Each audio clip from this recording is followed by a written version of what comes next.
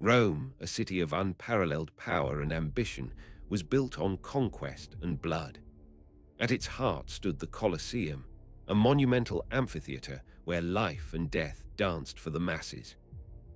Within its massive walls, hundreds of thousands gathered, their voices a deafening roar that echoed the insatiable hunger for violence. This was more than mere entertainment. It was a fundamental, brutal pillar of Roman society. These savage games were a tool of imperial power, a vivid display of Rome's might and absolute control. Emperors used blood and death to appease the populace, a stark reminder of who ruled their lives and their very fates. The brutal tradition wasn't born in Rome. It emerged from the shadowy, ancient rites of the Etruscans.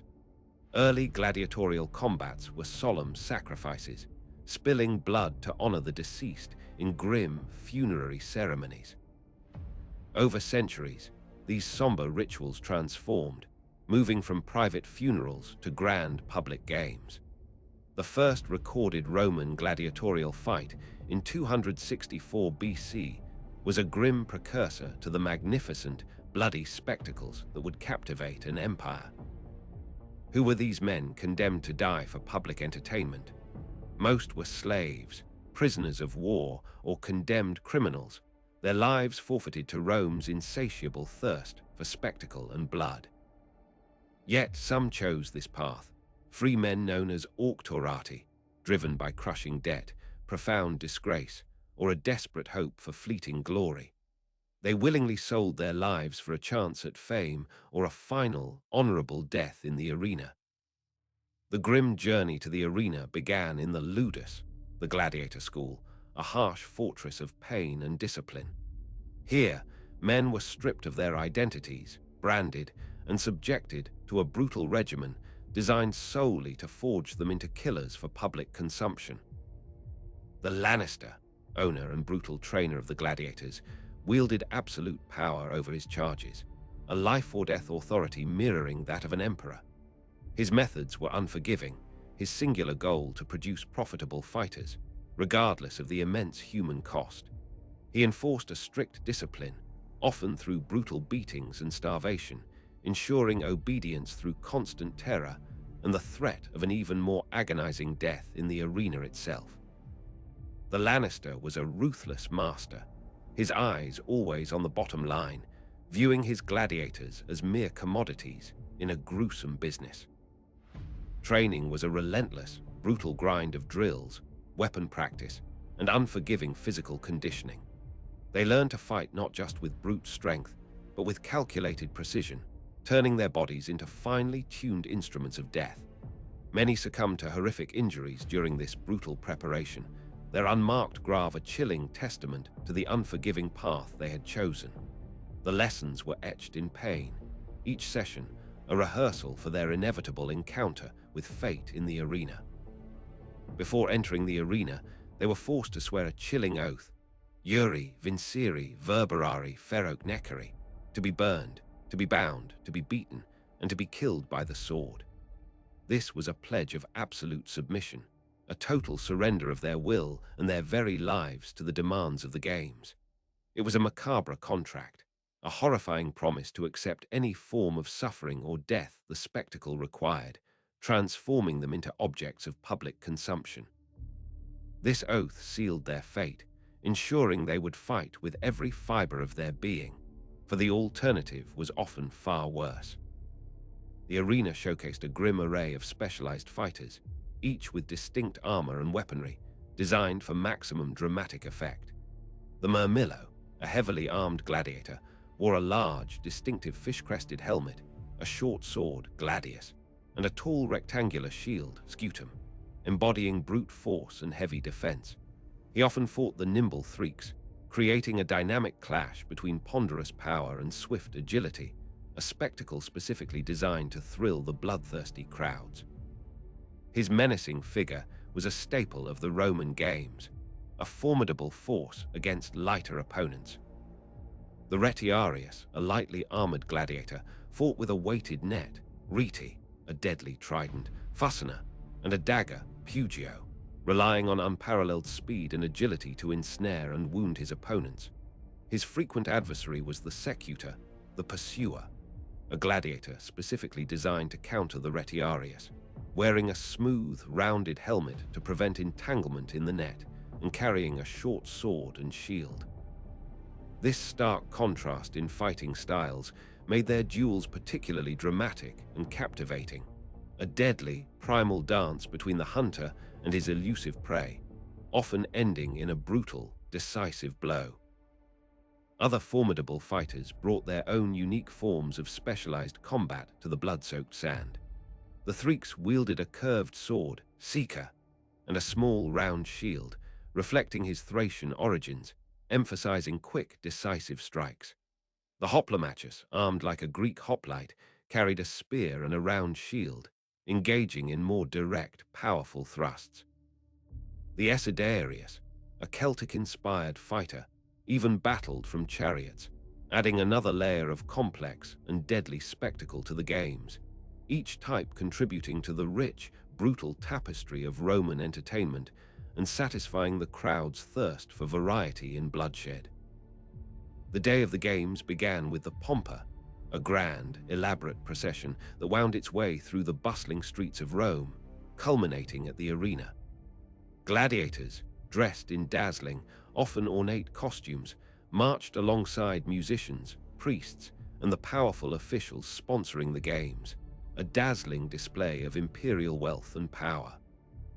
It was a macabre parade, a final public appearance for many, where their impending doom was momentarily overshadowed by the ostentatious pomp and pageantry, transforming them into revered figures of spectacle before their ultimate sacrifice.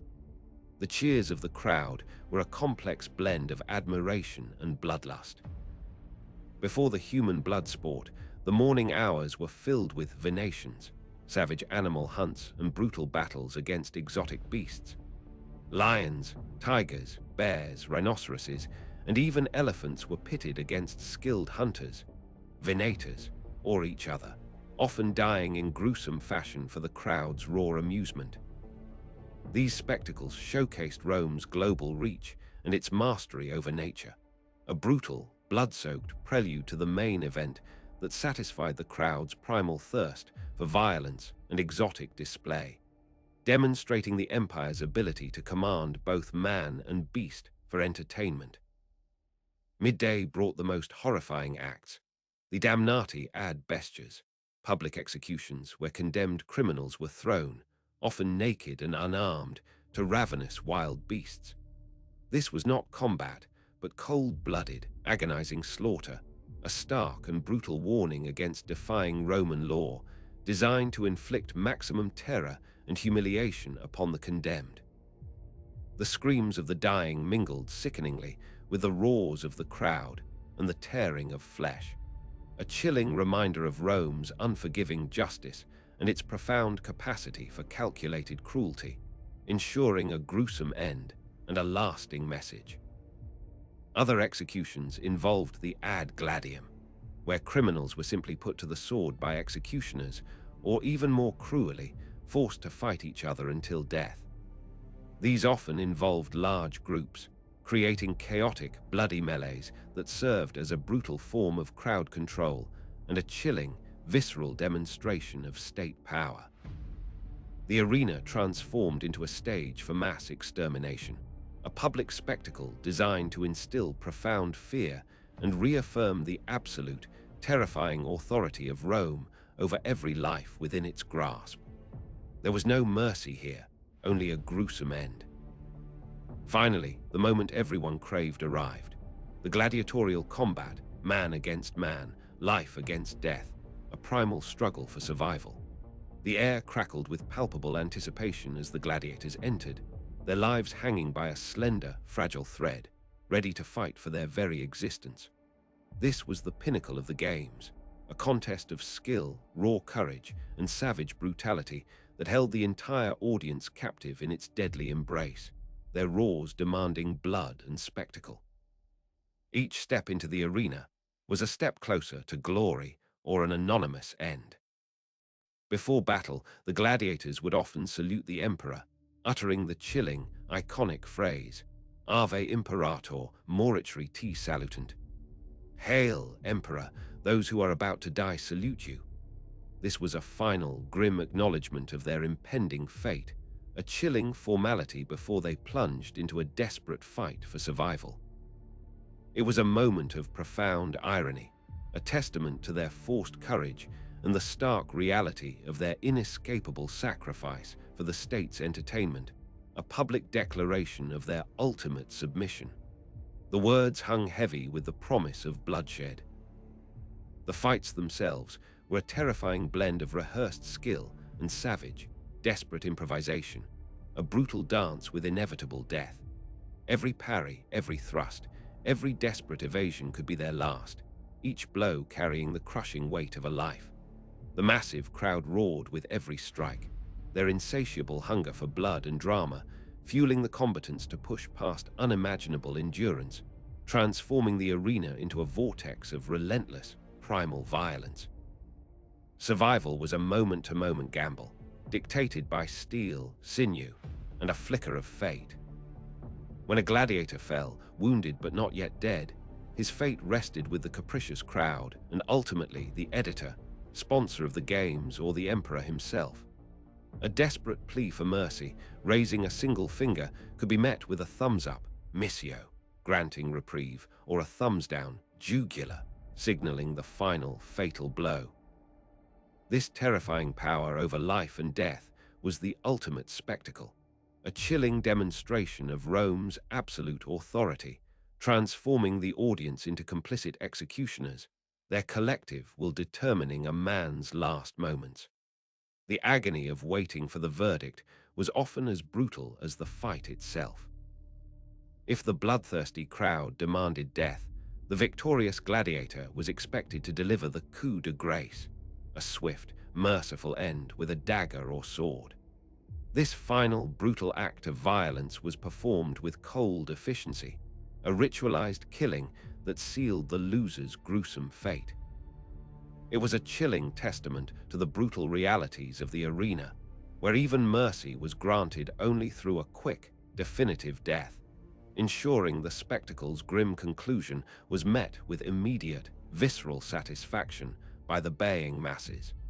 The swiftness of the blade was the only kindness granted. The dead were unceremoniously dragged from the arena through the Porta Libitinaria, the ominous gate of death, their bodies pulled by hooks, leaving sickening blood trails on the sand. Stripped of their valuable armor, they were destined for mass grave, their sacrifices quickly forgotten by the bloodthirsty crowds, already anticipating the next brutal fight. Their lives, violently ended for public pleasure, vanished into anonymity, leaving only the fleeting memory of their performance and the enduring stench of death in the air. The final indignity was their swift erasure from memory. Despite the brutal and often fatal reality of their profession, gladiators received surprisingly good medical care within the ludus, as they were considered valuable, costly assets. Physicians like the renowned Galen, who served at a gladiator school, gained immense surgical experience treating horrific wounds, learning anatomy through their grim, daily practice. This profound paradox highlights their dual status, both expendable entertainment and vital, expensive investments, a strange and unsettling blend of cruelty and pragmatic care that kept them alive for the next fight. Their bodies were battlefields, but also laboratories for medical advancement. Gladiators occupied a bizarre and contradictory position in Roman society, simultaneously the lowest of outcasts, infames, and roaring celebrities.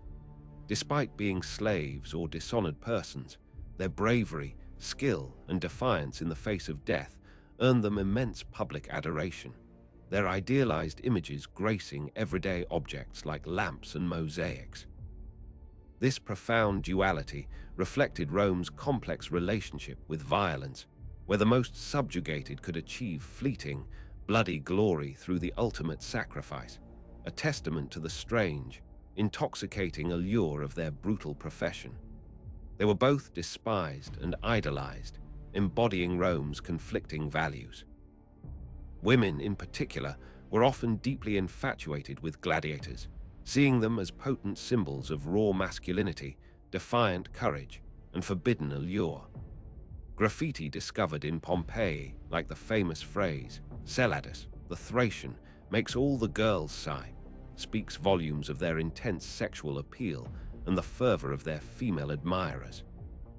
This unexpected, scandalous fascination transcended their lowly, outcast status, making them objects of both widespread public fascination and intense, often taboo desire, a testament to the intoxicating power of danger, power, and the spectacle of survival.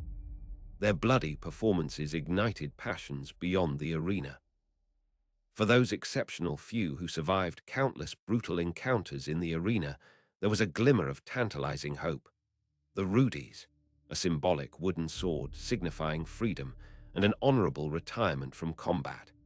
Though incredibly rare, a gladiator granted the rudis achieved a heroic, almost mythical status, often becoming trainers or respected bodyguards for the elite.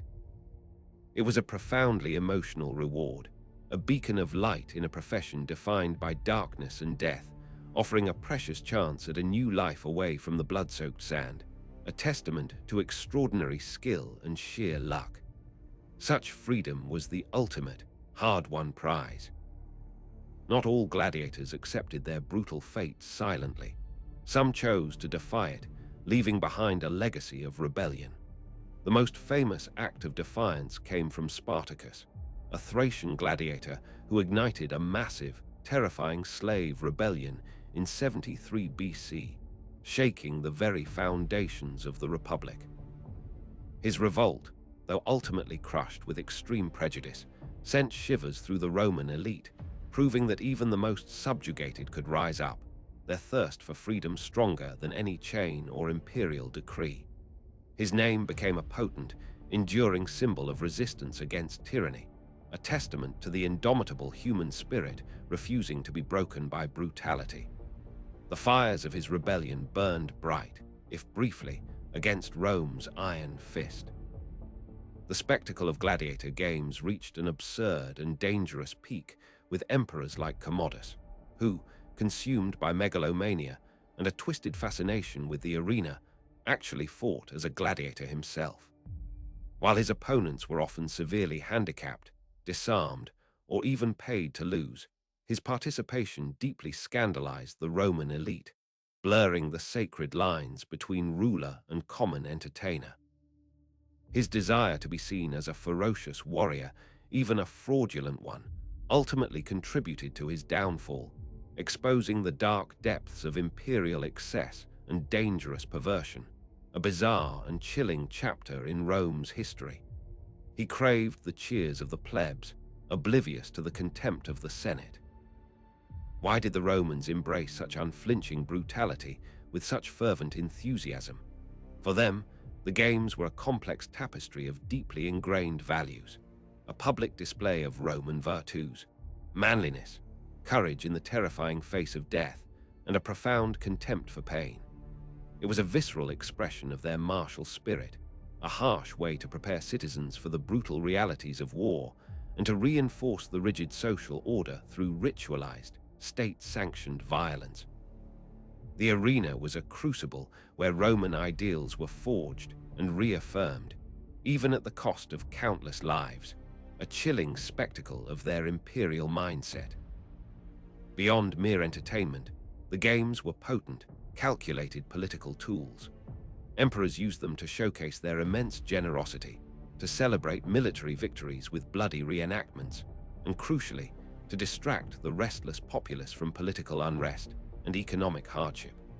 The arena served as a powerful, constant reminder of who held absolute power over life and death, reinforcing obedience and loyalty through a potent blend of fear and awe.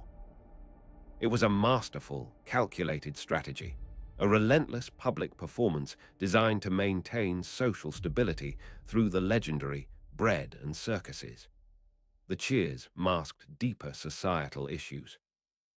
As Christianity gained prominence and began to spread across the Roman Empire, its radical teachings of compassion, forgiveness, and the sanctity of human life began to profoundly challenge the inherent barbarity of the gladiatorial games.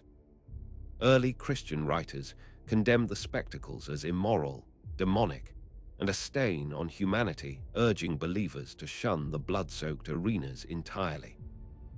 This growing moral opposition slowly but steadily chipped away at the game's widespread acceptance, leading to a gradual shift in public sentiment, though such deeply entrenched traditions were, inevitably, agonizingly slow to die out. A new moral conscience was emerging from the shadows. By the late 4th century AD, gladiatorial games were in an irreversible decline, increasingly deemed too costly, too barbaric, and fundamentally incompatible with a rapidly Christianizing empire. Emperor Honorius officially abolished gladiator-on-gladiator combat in 404 AD, a landmark decree spurred by the tragic martyrdom of a monk named Telemachus, who bravely tried to stop a fight and was stoned to death by the enraged crowd.